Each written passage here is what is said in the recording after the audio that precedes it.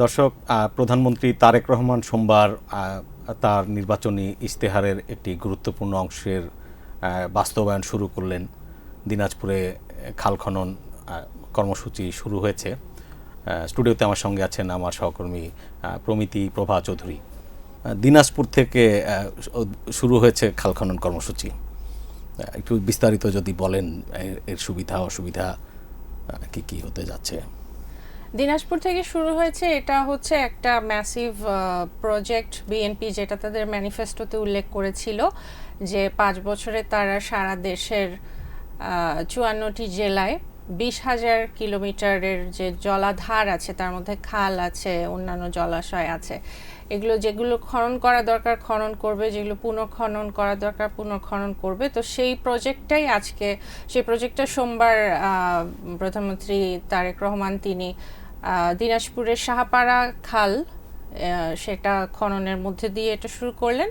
এবং এটা তার বাবা প্রয়াত রাষ্ট্রপতি জিয়াউর রহমানের আমলের যে কর্মসূচি সেটার একটা ধারাবাহিকতায় এটা হচ্ছে।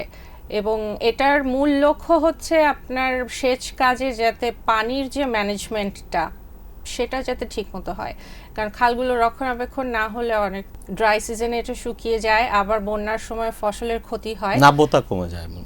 হ্যাঁ, তো এই সমস্যাগুলো থেকে যাতে কৃষি খাত রক্ষা পায় এবং সেচের কার্যক্রম যাতে ম্যানেজমেন্টটা ভালো হয়, জলাধার ওয়াটার ম্যানেজমেন্টটা ভালো হয়, কৃষকরা যাতে উপকৃত হয় এবং ওই জলাধারের আশেপাশে যে কমিউনিটি থাকে তারাও যাতে পরোক্ষ একটা সুবিধা লাভ করে, সেই লক্ষ্যে এই প্রজেক্টটা নেওয়া হয়েছে। এবং এটা যে খাল খননটা সোমবার যেটা উদ্বোধন হলো দিনাজপুরে, শুধুমাত্র সেইটার প্রজেক্টের মূল খরচ 5 কোটি টাকার একটা প্রকল্প এটা।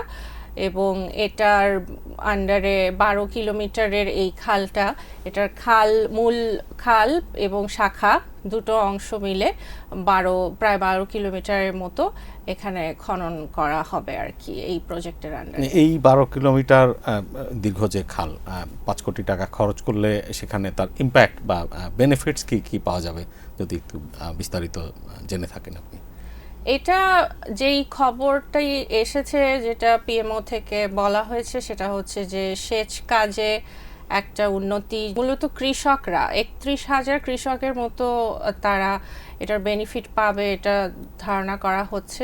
এই যে 12 কিলোমিটার দীর্ঘ যে আপনার খাল, এটি খনন করার পরে কতটুকু জমিতে আসলে সেচ দেওয়া যাবে বা জলাবদ্ধতার ইম্প্যাক্ট কি হবে?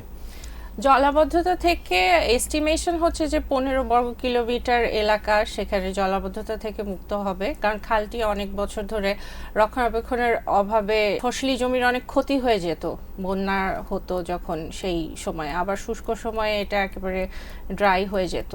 এবং এখানে আরেকটা এস্টিমেশন হচ্ছে যে 60,000 টন ফসল রক্ষা পাবে আর কি এটা কাজটা সম্পন্ন হলে, এবং 31,000 কৃষকও তাতে আর কি লোকসানের হাত থেকে, যেটা তারা প্রতি বছর লোকসানটা হয় সেটা থেকেও মুক্তি পাবেন আর কি।